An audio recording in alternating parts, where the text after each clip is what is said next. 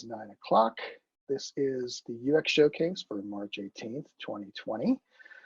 Today we're going to be going over live the release and verify groups, and the monitor has a video recording that anyone can follow async. So who's doing the release? I don't have a name next to it, but whoever it is, please feel free to start. That would be me. Sorry for not putting the name there. No worries. So today, well, first of all, in the new world we live in, with daycares running simultaneous to work events, slides were not something that were in the cards this week, unfortunately. So we are going to try a little more basic technique I like to call winging it. So we'll see how this goes. So what I wanted to talk about was, oops, let me stop sharing that. Try and share the right screen here. So what I want to talk about today is pages, specifically the UX scorecard that was produced some time ago, and the progress that has been made, and then maybe a little bit towards the end, looking towards the future and where we're going to go from here. But first, I think it's important to explain what pages is, and almost as important, what pages isn't. So what pages is basically a job that you can run as part of your CI pipeline that takes static files, whether they're generated by a static site generator or they're just static HTML files, and essentially puts them into a server and gives you access to that server via URLs. And those could be kind of GitLab defined ones that you get by default, or you can also do custom domains associated with that. What it isn't is not a way to manage your website. It is not like a static site editor. It is not a way to really deploy and manage deployments like that. It really is just a way to trigger this build process and put it out there. And we'll revisit why that distinction is important towards the end. So going back to the history of this, and it's important to notice that this was opened 9 months ago. So this has gone on a little while. So not long after starting here, we had done our first round of UX scorecards. And the topic of choice that I chose for that first round was pages. So out of that, we identified a number of areas of improvement that could be done with this. They kind of fall into a few basic categories. I'm not going to go too deep into all of these, but basically the discoverability of it, knowing where to get started, how to get rolling with it. There were some documentation issues that were associated with that. There were largely the experience kind of rises and falls on the templates. So I would say those were the three main areas that we noted of improvement. Sorry, and the fourth one was the settings page itself. So documentation, kind of figuring out where you go, and the templates themselves. And so out of this, which started 9 months ago, we then came up with a number of recommendations. And as you can see as well, this was 7 months ago. So what happened here was, unbeknownst to us when we started doing the scorecard, was that Pages was going through a major re-architecture. Basically, it is a popular feature, and the scalability of it really wasn't matching the growth of the users that we were seeing. So what needed to happen was a major re-architecture to be able to handle the traffic that was going through there. And unfortunately, we didn't factor that in when we did these scorecards. So there was a long pause that happened here. There was also a little bit of PM turnover that happened in here. But basically, there was a long pause between this scorecard being produced and the recommendations, mostly because it didn't make a lot of sense to work on the pages concurrently while this re-architecture was going on. The dev resources were essentially used up by that.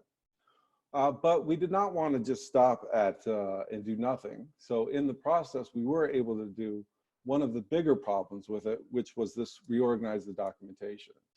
So out of this recommendations document, we created this issue of reorganizing and adding pages documentation. So Marcia from the technical writing team did a great job of rewriting our documentation. And this honestly took us a large portion of the way that we needed to cover. Previous to this, the documentation was a little confusing, and it didn't give you a very clear path of where you needed to go. So this was something we were able to accomplish in parallel to the architecture, or the re-architecture, and get done. And I don't take any credit for this. This was 100% the efforts of Marcia. So great job on this. This did do a lot of moving us forward to where we needed to be. But then fast forward to now-ish, the re-architecture was actually completed in the last milestone. And we had a new PM, Jackie, that is working on this.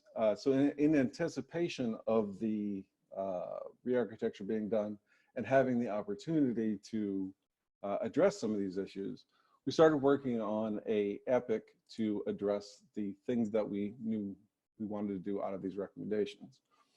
So one of the big things was the pages settings itself could use some redesign, but the pages template improvements was going to be a big win there as well. So for that, we've been relying largely on community contributions, and we've gotten a few of those.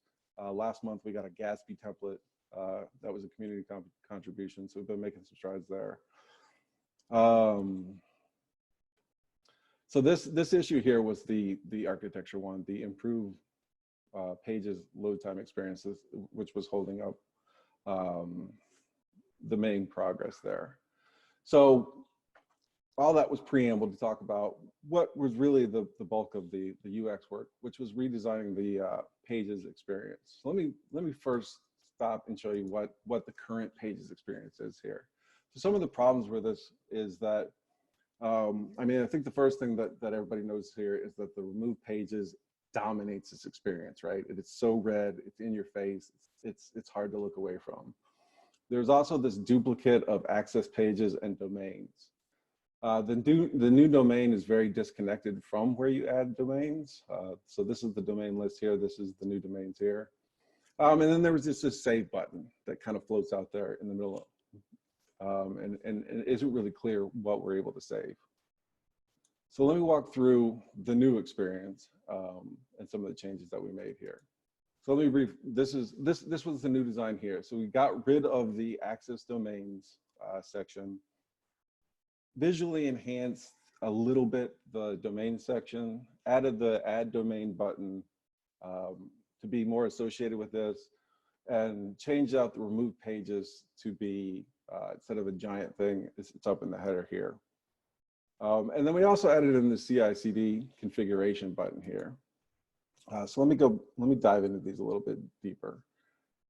Let's see.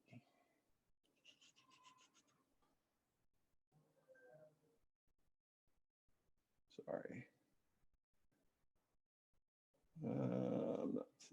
Here it is, sorry, it's the top one. Missed it looking at it. So in the redesign of the pages layout section, we removed the access pages section. We updated the domain visual layout. We updated the header and added an add domain section there. We included a edit and delete buttons, which is kind of the standard convention for editing, deleting domains. We changed out the certificate status. We were in the old way, we were showing these, actually I can't show it there, but we were showing very cryptic kind of messaging around what the certificate actually was. We changed that out in lieu of just showing you the status of the certificate, which is what users really care about. Let's see here. So out of that, there was a number of changes that we made, and this was a large visual impact thing. So in those situations, it's always a good idea to put it back in front of users and get some feedback on those things. So we did that, and we were able to do this quickly by leveraging a lot of our internal users. Send pages is a fairly popular feature, and a lot of folks in GitLab itself were using it. We're able to just very quickly put out some messaging in Slack, schedule a number of user interviews, and get some very quick feedback on that. So the positives of it was people really enjoyed the visual impact of the thing, but also we did not degrade the experience, right? So one of the good checks that you like to do is make sure that all the things that you could do before the redesign, you can still do just as easily now, right? Make sure you're not regressing at all in the design. So people were still able to easily find the removed pages, how to access the domains, the status of the certificate, adding and editing a domain, as well as accessing them. All of these things checked out really well. But there are some downsides to it. Some of the suggestions that we made obviously don't always pan out. And I think this one is a great example of why you do user testing. So this one of the things that was suggested was adding a tooltip to encourage you to add your URLs to the project description. This seemed like a great idea if you're in the project view or the project list view. Adding a URL though really distinguishes it as a page's type project, and also allows you access to that page output a lot easier. Unfortunately, when we tested this, there was two things that came out of this. One, the messaging of this was really difficult to convey to users. This is where tech writing really would have helped us out in this situation, because the value proposition wasn't very easy to convey to users. So ultimately, there was a lot of confusion about the messaging and why they would even want to do this. So beyond the messaging, once we explained what the actual value proposition of this, we found that while I felt like this was a good idea, almost nobody else did. So this was one of the things, this was one of the improvements that, you know, we thought was a good idea, but you put in front of users, and we found out quickly that this isn't something we need to do. So we were able to divert any development time away from this and not do this. But the interesting thing that really came out of this user testing, getting back to what Pages doesn't do, is that there is this expectation among users, we found, that they come to this settings page expecting to be able to do some things like edit their content, edit their page, to be able to deploy it, to do things like that, which none of this redesign really addresses. So that has sparked kind of a new process in us with a few things that we're going to tackle in the future moving forward, kind of a three-pronged approach. So there is a newly created static site editor group, which we have been working with and partnering, that we think by partnering with that group, we can now solve the people come to this expecting to be able to edit the page, but that's not what this does. But that static site editor, although it's a new group, the long-term plans of it look like it might fill that gap. So we're partnering very close with them to close the editing side of this. Like I mentioned before, we've gotten some community contributions on the template side of it. So we're making progress there, mostly by community contributions. Hey, Mike, sorry to interrupt. Probably about 2 more minutes. Yep. Thank you. And then the last item here is we're investigating ways that we can allow people to kick off these pipelines. So that's the other thing. People want to edit the content, but people also want a way to like deploy these things, which is really done as part of your CI pipeline. So we're investigating ways to allow users to kick off these pipelines a little bit more easily. In fact, we just had a Think Big cross stage in the CI/CD department. And that was one of the topics that was brought up there, is how can we leverage pipelines and statuses of pipelines and things like that, and maybe build that into this type of flow to allow users to what they want to do. So, so in summary here, the UX scorecards, it's been a long and winding road, but we are now, a lot of these improvements that we were talking about are currently being scheduled for engineering to be working on in the next couple of releases. So we'll finally be making some progress there, and then we'll be partnering with the static site editor group, and then we are ideating on future improvements of how we can tackle the deployment side of things. And that's really all I had to share. Thank you. Awesome. Cool stuff.